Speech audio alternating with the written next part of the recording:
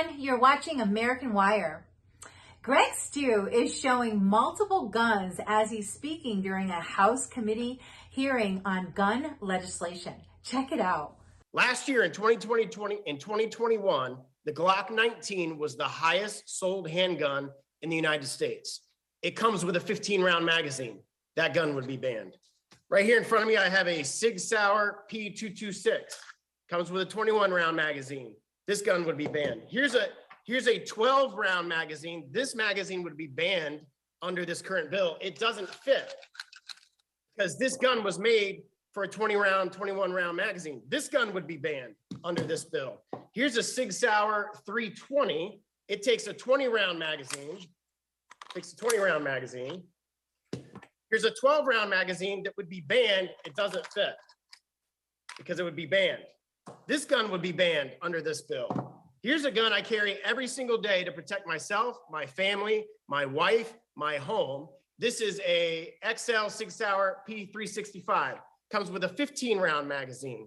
Here's a 7-round magazine, which would be less than what would be lawful under this bill if this bill were to become law. It doesn't fit. So this gun would be banned. I hope the gun is not loaded. I'm at my house. I can do whatever I want with my guns. Here's a point of order. Is exactly what the Democrats want to do. Now let's just take the policy objectives that they're trying to accomplish and look at the municipalities that have actually passed it.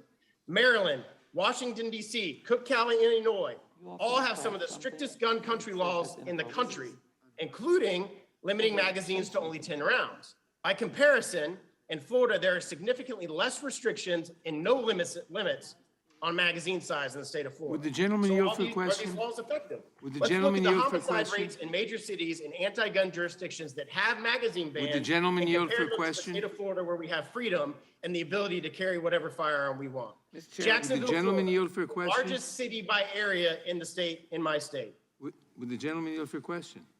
Yes or no? No, I'm trying to get my point across in the 2 minutes that I have left. Gentleman won't yield. The murder rate was more, now let me start back over and I hope you give me my 10 or 15 seconds back that you just took. Jacksonville, Florida, the largest city by area in my state, the murder rate was more than half of DC or Chicago in 2021. And you are 4 times lower, and it was 4 times lower than in Baltimore, Maryland. All jurisdictions that have a magazine ban, you're safer in the state of Florida where we don't have it. If you live in Tampa, Florida, near my district, or in Orange County, where Orlando is located, in 2021, you were roughly 3 times less likely to be murdered here in Florida, in Orange County, or in Tampa than in Chicago or DC, where they both have magazine bans. And you are a whopping 5 times less likely to be murdered than in Baltimore, Maryland, than in Tampa, Florida, or Orange County. Additionally, the state of West Virginia is instructive on this point. West Virginia has some of the most gun-friendly laws in the country, including permitless carry, no magazine restrictions. For purposes of comparing apples to apples, West Virginia also faces some struggles and has poverty levels comparable to nearby Baltimore and Washington, D.C.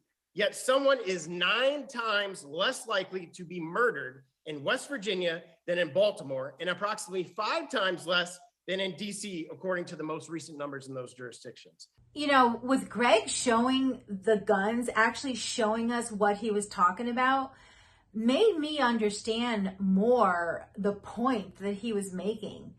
So here they are banning, you know, the quantity, how many bullets you can have in a chamber, I think it's called. But when you do that, the smaller that are allowed are not fitting into these type of guns that are normally owned by American people who have guns to protect their family, their home, etc. So the point he's making is like these laws are ridiculous. And that was just so silly when Nadler, I think it was, chimed in and says, I hope those guns aren't loaded. I mean, he's showing how he's putting it in and taking it out. He's showing that the guns are not loaded. So Nadler's not even really paying attention to what the Greg is saying. And Greg is right. Gun laws are not going to stop gun violence because criminals are always going to find a way to get the guns.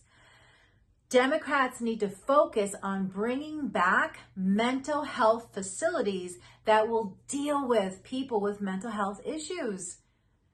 Every time there is a shooting, most of the time it's from someone who had mental health issues. And sometimes it's times when people saw signs that people ignored it, whether it's the school system or parents or relatives or whatever, friends ignored the signs. We need mental health facilities back so that we can care for the people who do have mental health issues, so we can stop gun violence. Great point he made by showing those guns, because that really hit home on me, at least for me, understanding what point he was trying to make.